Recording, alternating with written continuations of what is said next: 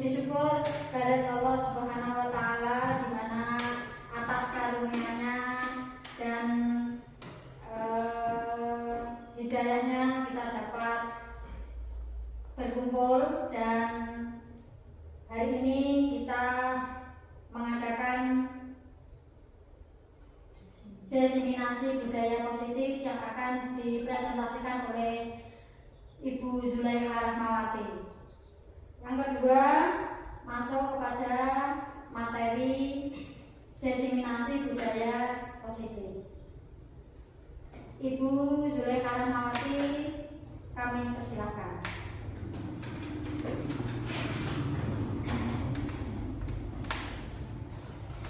Sebelumnya, Assalamualaikum warahmatullahi wabarakatuh. Waalaikumsalam warahmatullahi wabarakatuh. Jadi, sebelumnya yang terhormat Bapak Kepala Sekolah SDN Banyurit 3, Bapak Burhanuddin SPDSD, serta Bapak Ibu Guru SD Negeri Banyurit 3 yang saya hormati pula. Terima kasih atas waktu yang telah diluangkan untuk mengikuti kegiatan diseminasi budaya positif dalam program Guru Penggerak Angkatan 11 Kabupaten Sragen. Saya sendiri Zulaikha Rahmawati SPD.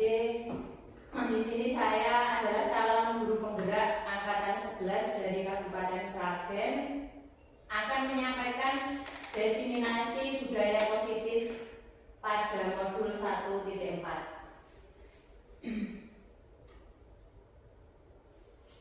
Pada pengantar diseminasi kali ini, konsep pendidikan menurut Ki Hajar Dewantara melibatkan pengakuan akan pentingnya budaya dan lingkungan positif di sekolah yang menempatkan murid sebagai fokus utama.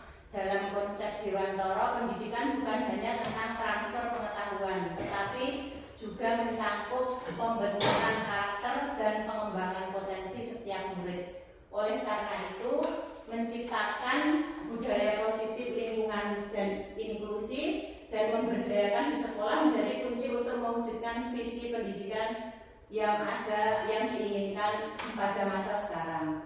Karena menurut Ki Hajar Dewantara, konsep pendidikan itu seperti petani yang sedang menanam padi. Jadi kodrat anak itu seperti padinya. Kita sebagai guru hanya berkewajiban menuntun dan merawat. Maksudnya menuntun ke arah kebajikan, kemudian merawat seperti tumbuhan padi. Apabila ada rumput-rumput liar, kita siangi lah, seperti itu. Jadi misalnya anak itu berperilaku negatif, bagaimana cara kita untuk meluruskan agar anak tersebut berperilaku positif. Itu untuk konsep pendidikan menurut Ki Hajar Dewantara sebagai pengantar diseminasi budaya positif.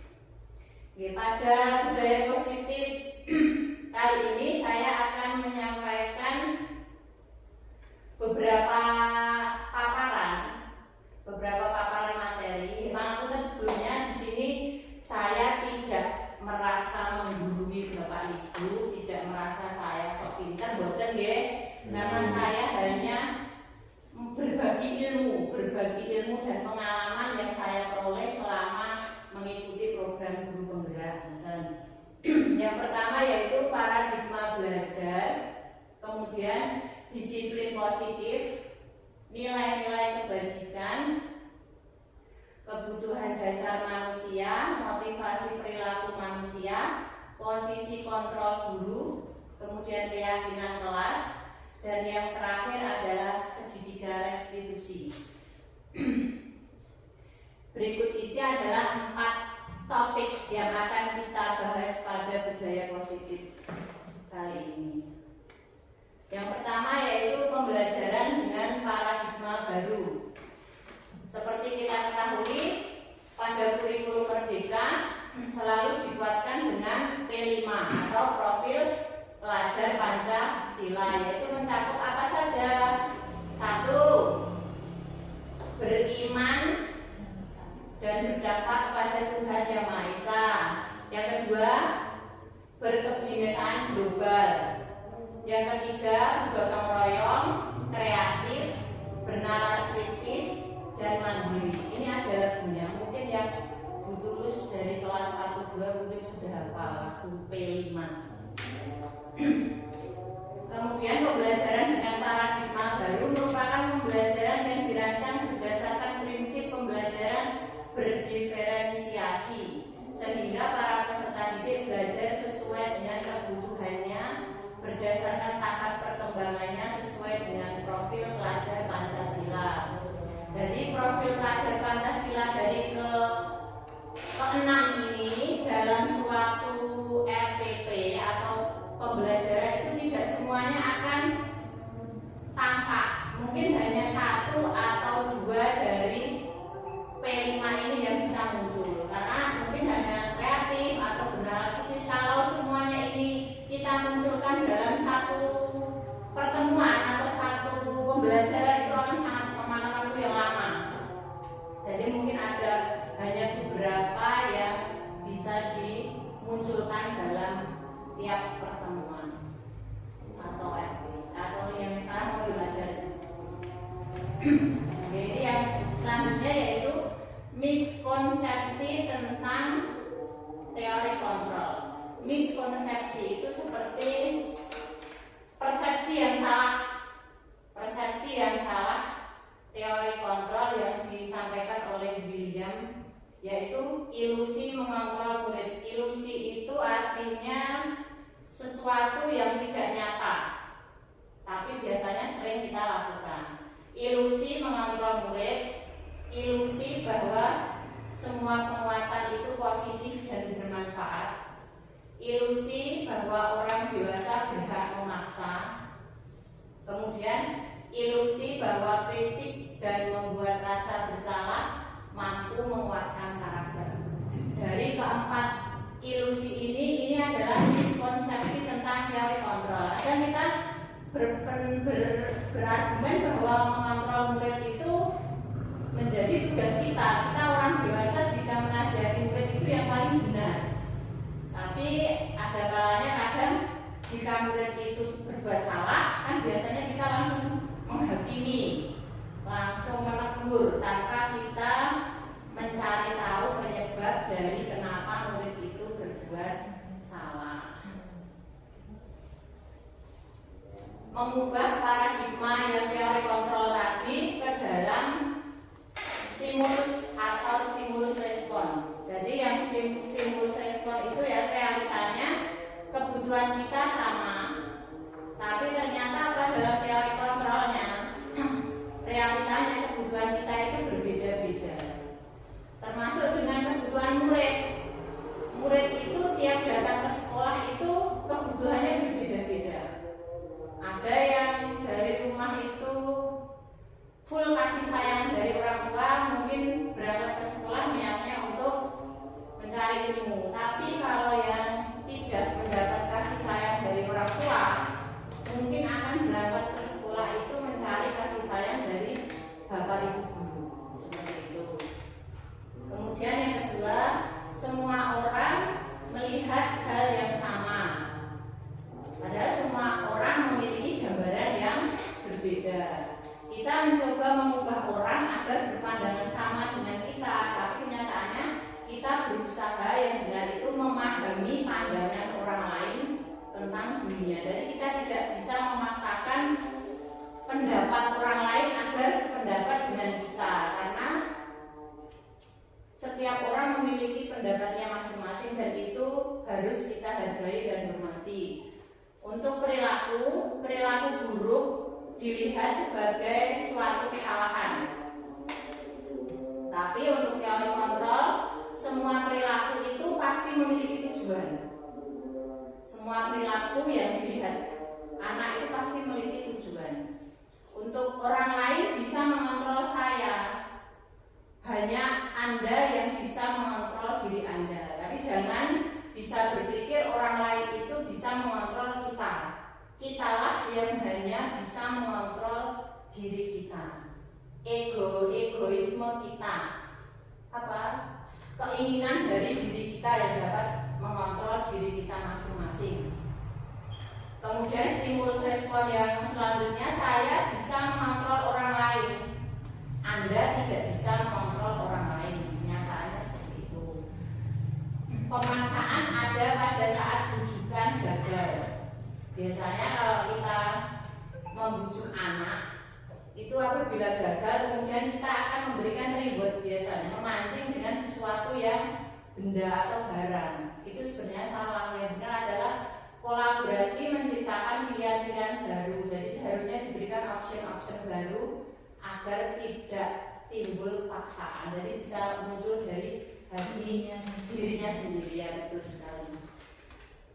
Model berpikir menang atau kalah. Model berpikir menang-menang. Jadi sebelum kita melangkah, jangan berpikir untuk kalah.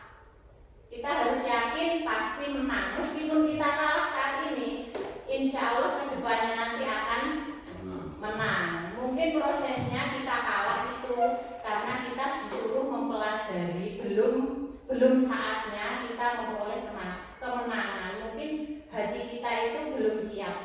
Jadi kenapa kita kok dikasih kalah? Padahal jika kita terus menyerah, kita tidak akan mencapai titik kemenangan. Tapi kita harus terus berjuang agar mencapai menang. Jadi model berpikir kita harus menang dan menang.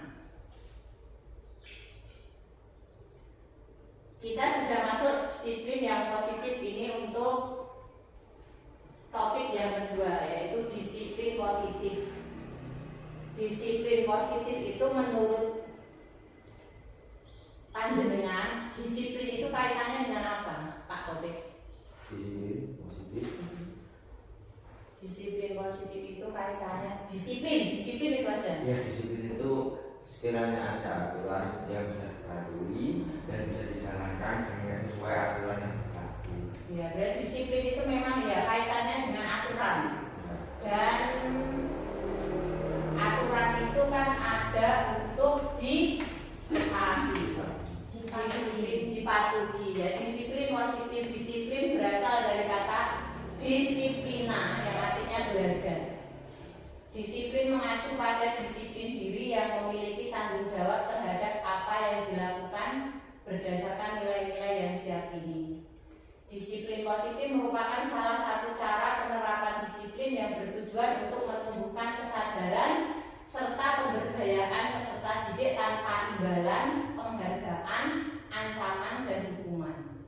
Jadi kadang kita menerapkan disiplin ke anak itu kan, misalkan anak tidak membawa topi, kita mungkin secara tidak langsung akan mengancam besok akan dihukum oleh Pak Guru. Nah, itu secara kalau umpan balik dari kita seperti itu mungkin hanya bersikap hukuman itu tidak akan masuk ke hati anak. Jadi mungkin dari hukuman itu mungkin langsung dia membawa topi, tapi karena dia takut kalau suatu saat akan dihukum, tapi dia nggak sadar manfaat dia membawa topi itu apa untuk kegiatan upacara. Jadi disiplin positif itu gimana caranya kita memberikan kesadaran kepada anak tanpa memberikan penghargaan, ancaman atau hukuman. Jadi anak itu dibuat sadar kenapa kok dia nggak bawa topi. Mungkin kita dikasih dulu akibatnya apa kalau nggak bawa topi. Kan kalau kita sudah memberikan dampak atau akibat jika dia tidak membawa topi, mungkin dia akan berpikir oh ternyata topi itu gunanya sangat banyak sekali. Nah, kemudian sebagai pendidik tujuan kita adalah mewujudkan murid yang memiliki disiplin diri sehingga mereka berperilaku mengacu pada nilai-nilai kebajikan universal dan memiliki motivasi intrinsik dalam perubahan ke arah yang lebih baik. Nanti kita akan belajar nilai-nilai kebajikan universal itu apa saja. Kemudian motivasi intrinsik itu motivasi yang muncul dari dalam diri kita sendiri. Kemudian ada motivasi ekstrinsik, motivasi yang muncul dari luar atau dari lingkungan. Nilai-nilai dalam kebajikan universal. Ini nanti akan banyak sekali nilai yang kita temukan. Apa toh itu nilai-nilai kebajikan universal? Nilai-nilai yang disepakati bersama lepas dari suku bangsa, agama, bahasa maupun latar belakang. Contoh dari nilai kebajikan seperti ini. Yang pertama yaitu profil pelajar Pancasila. Itu yang sudah dijelaskan pada slide depan tadi, meliputi 6: beriman dan bertakwa, berakhlak mulia, berkebinekaan global, gotong royong, mandiri, kreatif, dan bernalar kritis. Itu seperti penerapan P5 di kurikulum Merdeka. Kemudian untuk Ibu Primary Hilarsia itu nilai yang paling mendasar yaitu toleransi, nilai kebajikan yang kita harapkan dalam suatu institusi atau sekolah gitu. Dari toleransi, rasa hormat, integritas. Integritas itu rasa setia atau cinta terhadap tanah air. Kemudian menghargai, antusias, empati, keingintahuan, kreativitas, kerjasama, percaya diri, dan komitmen. Jadi ini termasuk nilai-nilai kebajikan yang paling mendasar yang diharapkan ada dalam suatu instansi atau di dalam suatu organisasi. Kemudian keterampilan atau life skill, itu adalah nilai yang dari skill, yaitu dapat dipercaya. Itu kan dampak dari nilai dasar. Otomatis kalau nilai dasarnya sudah bagus, insya Allah life skill-nya juga akan tampak. Lurus hati, pendengar yang aktif, tidak merendahkan orang lain, dan memberikan yang terbaik dari dirinya sendiri. Jadi selalu optimis dalam melaksanakan tanggung jawab. Ini adalah contoh dari nilai-nilai kebajikan. Nah, sekarang kita sudah masuk ke kebutuhan dasar manusia. Karena kita itu bekerja di sekolah itu kan kaitannya kan dengan manusia, terutama jiwa anak-anak, terutama SD. Jadi kebutuhan dasar manusia itu apa toh? Segala sesuatu yang kita lakukan untuk mendapatkan apa yang kita inginkan. Seluruh tindakan yang kita lakukan memiliki tujuan. Dan semua usaha terbaik yang kita lakukan adalah dalam rangka agar kebutuhan dasar kita terpenuhi dengan baik. Jadi kita melaksanakan semua aktivitas yang ada itu tujuannya untuk memenuhi kebutuhan dasar. Apabila ada salah satu kebutuhan dasar yang tidak terpenuhi, otomatis jiwa atau hati kita akan bergejolak atau protes. Kebutuhan dasar itu ada apa saja? Di sini dijelaskan kebutuhan dasar manusia itu ada 5, yaitu kebutuhan untuk bertahan hidup, kasih sayang dan rasa terima, kebutuhan penguasaan, kebutuhan akan kebebasan, dan kebutuhan akan kesenangan. Kebutuhan untuk bertahan hidup itu seperti kebutuhan primer, sekunder, dan tersier, yaitu kaitannya dengan makan, pakaian, dan tempat tinggal. Apabila kebutuhan dalam bertahan hidup itu tidak terpenuhi, otomatis manusia tadi nanti akan mencari cara untuk memenuhi kebutuhannya. Contohnya, jika orang tidak mempunyai pekerjaan, pasti gimana caranya dia akan memperoleh pekerjaan untuk mempertahankan hidupnya. Kemudian kebutuhan dasar yang kedua yaitu kasih sayang dan rasa diterima. Ini biasanya sering sekali kita temukan di pergaulan anak-anak SD. Rasa diterima, diperdulikan, dibagi, kerjasama menjadi bagian dari kelompok. Jadi kadang anak, ya udah nggak jelas tadi di depan tadi, berangkat ke sekolah, kurang mendapat kasih sayang dari orang tua atau keluarga, pasti dia akan mencari kasih sayang ke gurunya. Mungkin ya gurunya dianggap orang tua mungkin, tapi jika anak itu dipenuhi 5 kebutuhan dasarnya itu terpenuhi, dia berangkat ke sekolah tujuannya satu, mencari ilmu. Tapi jika 5 kebutuhan dasar itu ada yang tidak terpenuhi, mungkin anak salah satu dari peserta didik kita akan mencari cara gimana saya kebutuhan dasar yang tidak terpenuhi di rumah.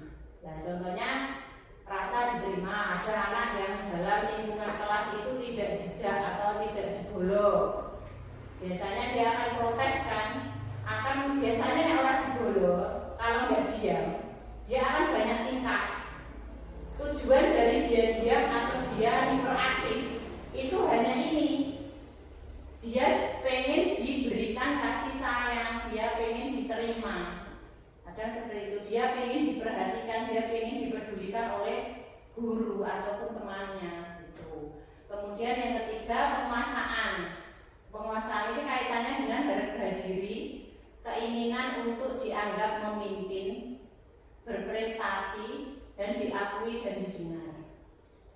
Biasanya ini muncul jika sudah beranjak menuju dewasa biasanya. Tapi untuk penguasaan ini jika kita tidak dianggap, mungkin kita tidak dihargai dalam suatu instansi atau organisasi, otomatis kita akan mengasingkan diri atau menjauhkan dari lingkungan tersebut. Kemudian kebutuhan dasar yang keempat yaitu kebebasan. Mandiri, memiliki pilihan mencoba hal baru, mampu mengendalikan diri. Misalnya contoh anak di kelas, tapi dia diajari bapak ibu guru, dia malah lebih suka bermain di luar. Nah, berarti anak tersebut mencari kebutuhan dasarnya yaitu kebebasan. Dia tidak mau ditekan di dalam kelas. Mungkin itu ada beberapa peserta didik kita yang seperti itu.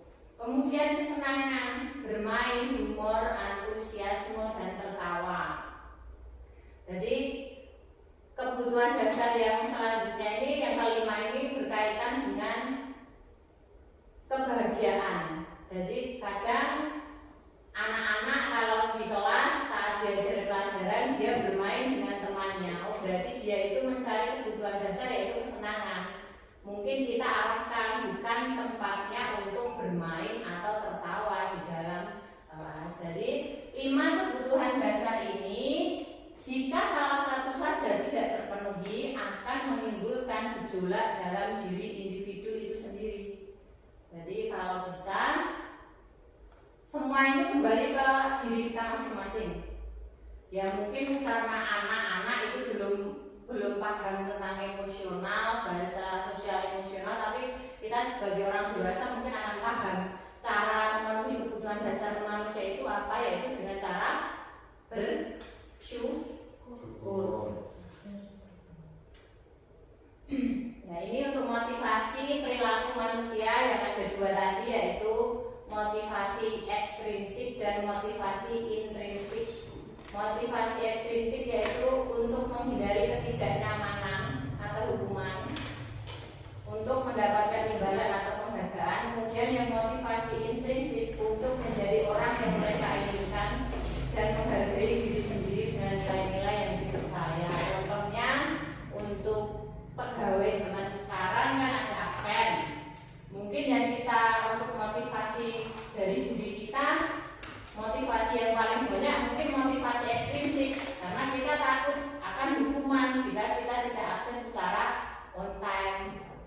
Kemudian kita harapannya akan mendapat penghargaan atau imbalan. Imbalannya apa ya? Mungkin kalau dia sudah dapat TPP, mungkin dia tidak terpotong TPP-nya jika kita melaksanakan absen secara disiplin. Yaitu motivasi ekstrinsik dari contoh kita disiplin dalam absen. Kemudian motivasi intrinsik yang benar yaitu kita mampu menghargai diri sendiri terhadap apa yang kita lakukan, karena itu sudah menjadi tanggung jawab dari profesi kita.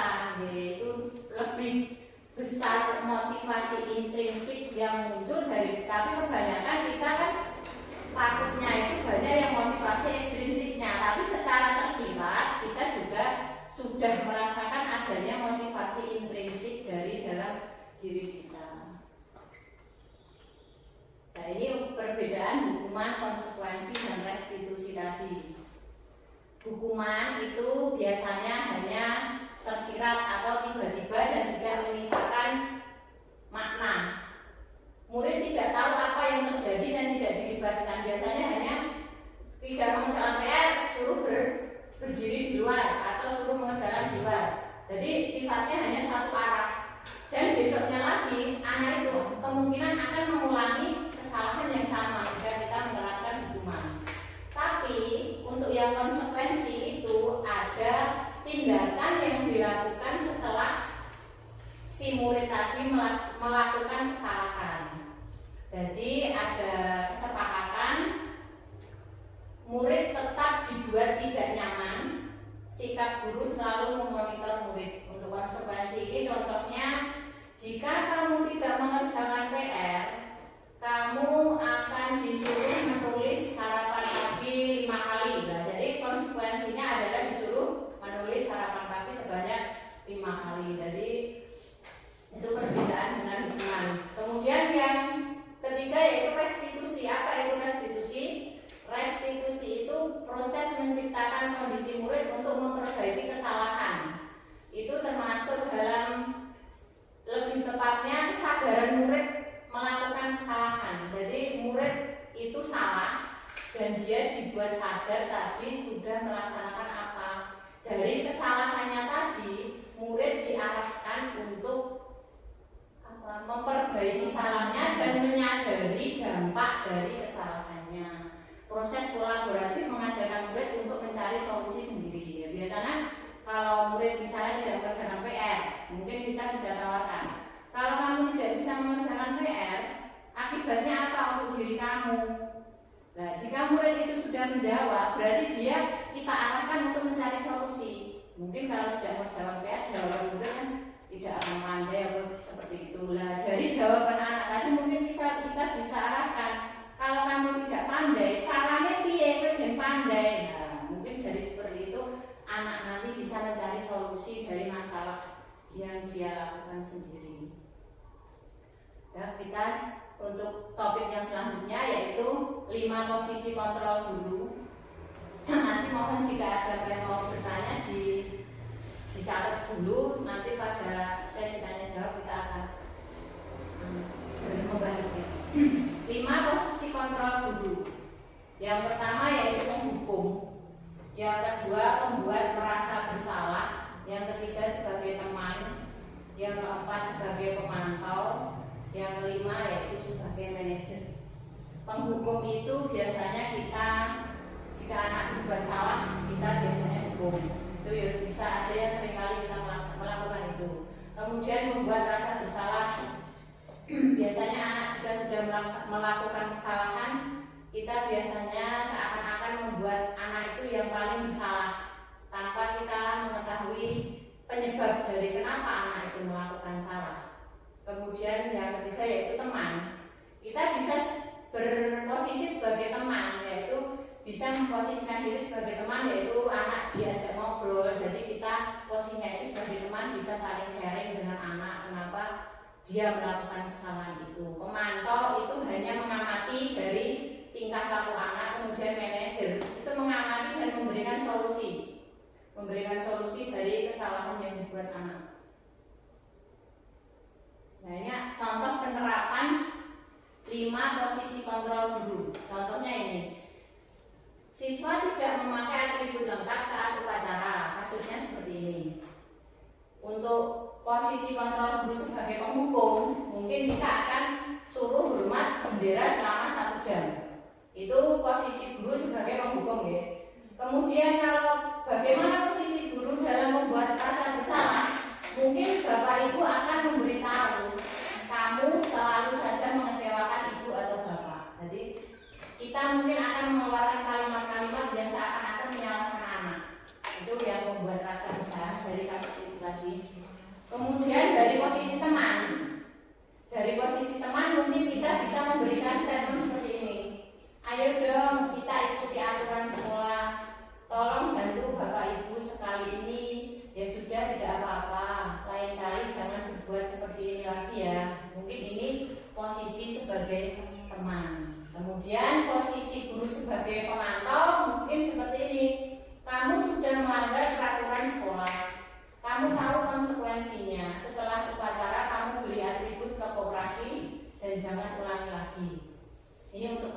kemudian yang manajer biasanya kembali ke anak. Nanti anak disuruh mencari solusi. Apakah kamu tahu kesalahanmu? Biasanya kan anak terus berpikir. Terus kira-kira bagaimana kamu memperbaiki kesalahanmu? Setelah anak berpikir, anak akan mencari solusi dari kesalahannya sendiri. Dari posisi 1 kasus untuk 5 posisi kontrol guru. Dan sekarang kita masuk ke keyakinan kelas. Mengapa keyakinan kelas bukan peraturan kelas? Kita kan biasanya di kelas itu ada nih kesepakatan kelas, nah itu sama aja. Kesepakatan atau keyakinan kelas itu seperti pendapat-pendapat anak yang dibuat masing-masing anak, terus kita suruh menempelkan atau menuliskan di papan tulis. Ya, setelah beberapa anak memberikan pendapatnya tentang aturan kelas, kita nanti tugasnya apa? Mengubah pernyataan anak menjadi kalimat yang positif. Nah, contohnya seperti ini, misalkan aturan kelas yang pertama, tidak boleh membawa HP. Itu kan kalimat anak biasanya seperti itu. Tapi kita dalam membuat keyakinan kelas itu jangan menuliskan tidak boleh membawa HP. Kita harus mengubah ke pernyataan positif. Kalau anak SD tidak boleh membawa HP kan itu kalimat yang negatif ya. Bisa diartikan seperti dilarang membawa HP di kelas, itu boleh. Atau jika tidak mengerjakan PR dikasih hukuman. Jadi mungkin bisa diubah menjadi ada konsekuensi bagi anak yang tidak mengerjakan PR, seperti itu. Jadi keyakinan kelas itu kita ubah menjadi kalimat yang positif. Jangan kalimat dari anak murni itu kita jadikan kesepakatan kelas, kita ubah agar pernyataan itu jadi pernyataan yang positif. Dari keyakinan kelas tadi mungkin kita akan dari keyakinan tadi akan menjadi alat untuk kita sebagai guru. Jika anak melakukan kesalahan, kita kembalikan ke keyakinan kelas. Apa keyakinan kelas yang kita buat? Misalkan contohnya anak tidak mengerjakan PR. Keyakinan kelas yang kita buat kemarin apa? Oh, ternyata ada konsekuensi jika tidak mengerjakan PR. Berarti kamu sudah melanggar keyakinan kelas yang kamu buat sendiri. Nah, jadi anak akan menyadari dari keyakinan yang kelas yang dibuat masing-masing. Nah, ini segitiga restitusi. Apa atau itu segitiga restitusi ini sebenarnya sering sekali kita temukan dalam lingkungan di anak sekolah. Contohnya suatu proses dialog yang dijalankan oleh guru agar dapat menghasilkan murid yang mandiri dan bertanggung jawab. Langkahnya ada 3. Dalam menerapkan segitiga restitusi itu langkahnya ada 3, yaitu yang pertama menstabilkan identitas. Menstabilkan identitas itu contohnya bagaimana? Misalkan kemarin ada anak yang ribut atau padu, terus kita panggil ke ruangan. Jadi jangan langsung menghakimi anak di luar. Segitiga restitusi itu lebih efektif dilakukan di indoor, maksudnya di dalam ruangan. Jadi kita panggil anak tersebut, suruh duduk, terus kita menstabilkan identitas dengan bagaimana? Menanyakan apa yang terjadi tadi. Kok kenapa si A tadi nangis?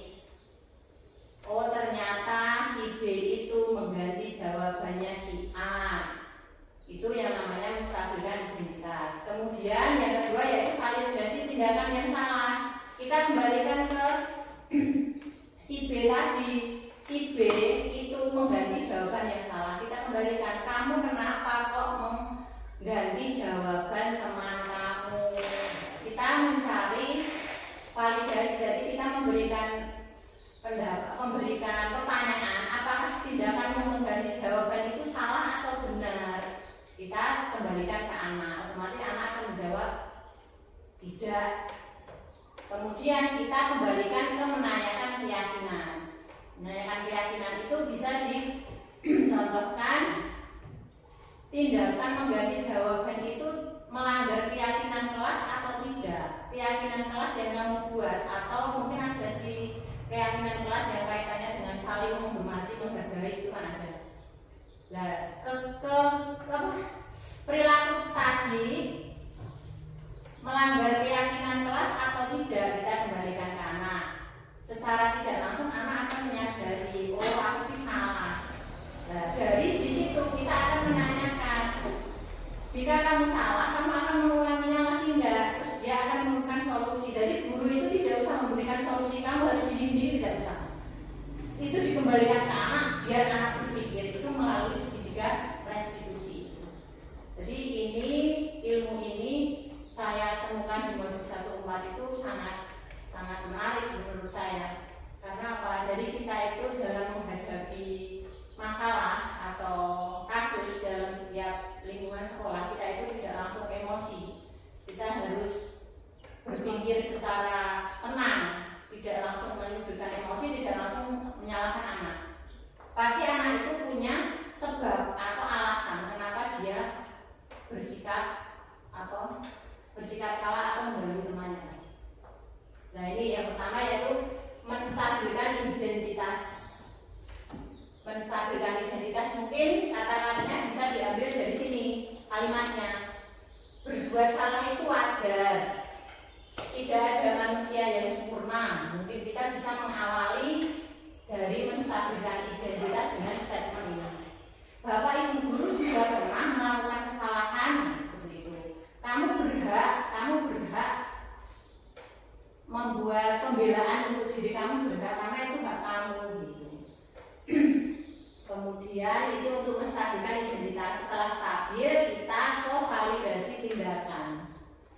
Jadi kita uji tindakan yang dilakukan tadi salah atau enggak. Kamu pasti punya alasan mengapa melakukan hal itu. Jadi kita cari tahu penyebabnya dulu dari validasi tindakan. Padahal kamu bisa loh melakukan yang lebih buruk daripada ini. Terus kamu melakukannya karena mempertahankan sesuatu yang penting bagimu, atau kamu melakukannya untuk mencari perhatian, itu juga bisa. Kemudian yang terakhir menanyakan keyakinan. Berdasarkan prinsip teori kontrol, pada dasarnya kita termotivasi secara intrinsik. Murid akan diberi pertanyaan-pertanyaan yang bermakna. Bisa ditanyakan keyakinan, apa keyakinan kelas kita? Nilai-nilai apa yang telah disepakati bersama? Seperti apa gambaran kelas ideal menurut kamu? Kamu ingin menjadi orang yang seperti apa? Itu kita kembalikan ke anak. Setelah anak menjawab, baru kita mengarahkan ke hal-hal yang positif. Penutupnya ini untuk disiplin positif, hendaknya guru memiliki standar kepribadian profesional sosial yang baik, di mana guru mampu merefleksikan dirinya dalam posisi kontrol saat ini. Bagaimana perjalanan dirinya sebagai manajer yang menuntun murid-muridnya menjadi insan yang mandiri, merdeka, dan bertanggung jawab. Terima kasih. Demikian tadi paparan dari saya. Mungkin untuk sesi tanya jawab saya kembalikan ke pembawa acara. Monggo Bu Ani. Terima kasih kepada Ibu Zulekha Rahmawati SPD. Sesi selanjutnya tanya jawab. Silakan Bapak, Ibu, Guru untuk menanyakan hal-hal yang kiranya belum jelas atau ingin ditanyakan dalam diseminasi budaya positif yang tadi dipaparkan oleh Ibu Zulekha Rahmawati SPD. Silakan. Bu, makanya Bu. Oke, Pak. Guru, diseminasi itu apa? Oh, diseminasi ini. Terus tujuannya diseminasi itu apa? Oke. Apakah di diseminasi itu ada tahapannya Guru? Terima kasih. Oh, Pak Joko, terima kasih. Diseminasi itu pemahaman dan penerapan, Pak Joko. Oh, iya. Jadi atau pengimbasan. Jadi pemahaman atau penerapan bisa pengimbasan dari budaya positif.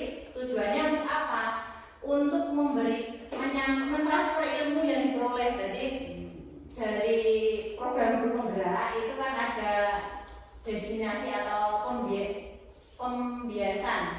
pengimbasan budaya positif, karena budaya positif ini dinilai materinya itu sangat banyak dan sangat luas dan seringkali kita temukan di lingkungan sekolah. Jadi tujuannya mungkin untuk memberikan ilmu, untuk memberikan tambahan pengetahuan kepada peserta didik. Untuk tanggapannya mungkin ya dengan secara rinci dijelaskan dari yang umum ke yang khusus ke yang umum. Maka Pak Joko. Iya, terima kasih Bu. Monggo yang lain. Ya Bu, dalam tadi problem siswa di bagian restitusi. Oh ya. Itu kan siswa restitusi itu kan kalau mereka bisa sebagai pembayaran atau ganti rugi pada korban. Nah kalau siswa ingin mencari kesalahan sendiri kemudian mencari solusinya itu sendiri itu tidak kayak gimana? Kalau siswa kan sekarang kalau nggak diarahkan itu kan agak susah gampang. Ya kita oke Pak Topik, terima kasih. Kita kan pertanyaan pertama kan kita menstabilkan identitas dulu. Jadi misalkan kayak Aji tadi saya marahi karena apa? Berarti jawabannya Chelsea sampai Chelsea menangis. Nah, tindakannya kita dengan melakukan segitiga restitusi, yaitu Aji dipanggil terus ditanyakan tindakan itu mengganti jawaban itu salah atau enggak, itu dari identitas ya. Terus kita setelah dia menjawab terus validasi tindakan yang salah. Validasi tindakan yang salah tadi, tindakan kamu itu apakah akan merugikan teman kamu atau tidak, itu biar didasarkan ke anak dibuat sadar, dikembalikan ke anak. Ternyata ya salah, kadang anak tidak mau menjawab soalnya dia kan risih, malu, gengsi. Nah, tapi sebenarnya dia itu paham, dia itu salah. Mungkin penyebabnya dia itu hanya usil atau mencari perhatian. Penyebabnya seperti itu. Terus dalam langkah yang ketiga yaitu menanyakan keyakinan, kita kembalikan ke keyakinan kelas kita apa toh? Yaitu kan saling menghargai, saling menghormati, terutama kaitannya dengan pendapat kan di jawaban, saling menghargai jawaban teman. Jadi kita kembalikan, kamu sudah melanggar keyakinan, konsekuensinya apa? Terus tadi sudah kita jawab, konsekuensinya ya mungkin kan kayak marah-marah. Otomatis tadi tak suruh, jika kamu membuat kesalahan terus kamu bagaimana? Meminta maaf, ya udah tak suruh minta maaf. Meskipun dia minta maafnya dengan bahasa ya seperti itu anak kelas 6. Mungkin dari seperti itu Pak Taufik. Ya, bisa diterima. Untuk yang lain monggo. Saya Bina. Yani. Terima kasih atas waktunya. Tadi dijelaskan bahwa ada 5 posisi kontrol bagi guru. Ya, itu ada sebagai pemantau, hukum, manajer, dan teman. Dari kelima posisi kontrol guru itu yang paling sesuai kita terapkan di masa sekarang itu apa dan alasannya apa? Oh iya, dari 5 posisi kontrol guru ini yang paling tepat kita terapkan di pendidikan zaman sekarang yaitu manajer. Jadi kita itu harus bisa menjadi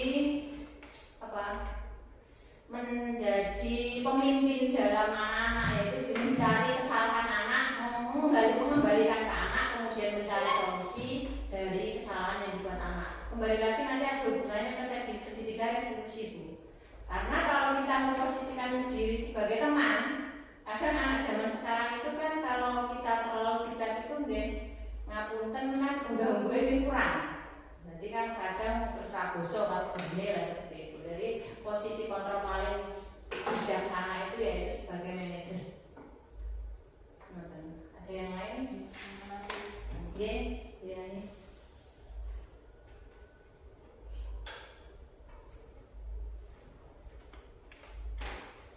Jika tidak ada, bisa saya kembalikan ke pembawa acara. Monggo Bu Ani. Terima kasih kepada Bu Ika, Juliana Rahmawati SPP. Demikian presentasi dari Ibu Juliana Rahmawati. Semoga apa yang dipaparkan dan disampaikan bermanfaat bagi kita semua, apalagi kita sebagai guru, sebagai semoga anak-anak didik kita semakin terdidik dengan baik. Sebelumnya saya sebagai pembawa acara, apabila ada salah kata saya mohon maaf sekali dulu. Assalamualaikum warahmatullahi wabarakatuh. Waalaikumsalam warahmatullahi wabarakatuh.